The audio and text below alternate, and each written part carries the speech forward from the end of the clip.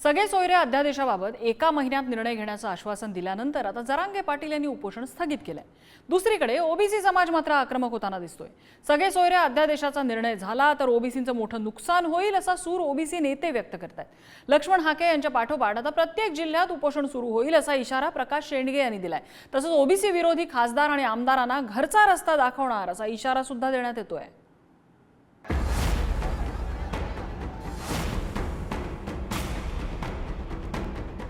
सगळे सोयरे अध्यादेशाबद्दल महिनाभरामध्ये निर्णय घेतो असं आश्वासन मंत्री शंभूराज देसाई यांच्यासह आलेल्या मंत्र्यांच्या शिष्टमंडळांनी दिल्यानंतर मनोज जरांगे पाटील यांनी त्यांचं उपोषण स्थगित केलंय। जरांगे फॅक्टरचा लोकसभा निवडणुकीमध्ये मोठा फटका महायुतीला सहन करावा लागला। निकाल जाहीर झाल्यानंतर जरांगे पाटील यांच्या भेटीसाठी महाविकास आघाडी आणि महायुतीच्या नेत्यांची रीघ लागली होती। अशातच सगळे सोयरे अध्यादेश मंजूर झाला तर त्यामुळे ओबीसी समाजाचं मोठं नुकसान होईल असा सूर ओबीसी नेत्यांकडून आळवण्यात येऊ लागलाय। ओबीसींच्या विरोधामध्ये आमदार खासदारांनी भूमिका घेतली तर त्यांना घरचा रस्ता दाखवू असा इशारा ओबीसी नेते प्रकाश शेंडगेंनी दिलाय।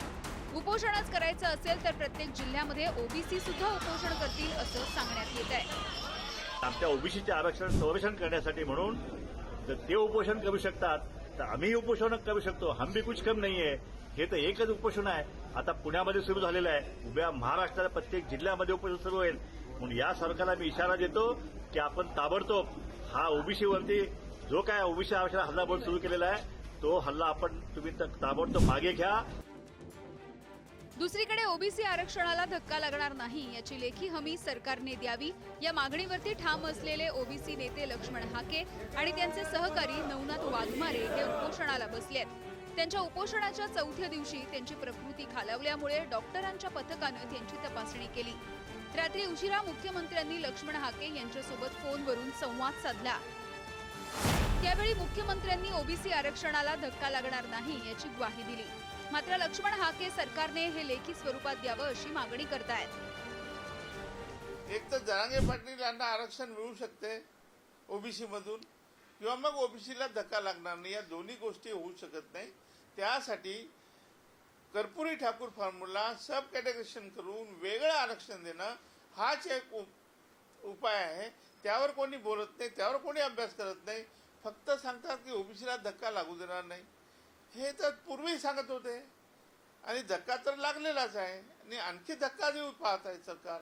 त्याच्यामुळे हे सरकारला फार जड जाणार आहे।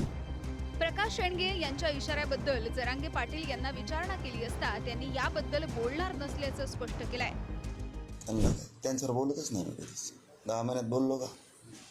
त्यांना मी विरोधक मानलंच नाही। मानल्यावर बघू, ज्याला मानत त्याला मानलेलं।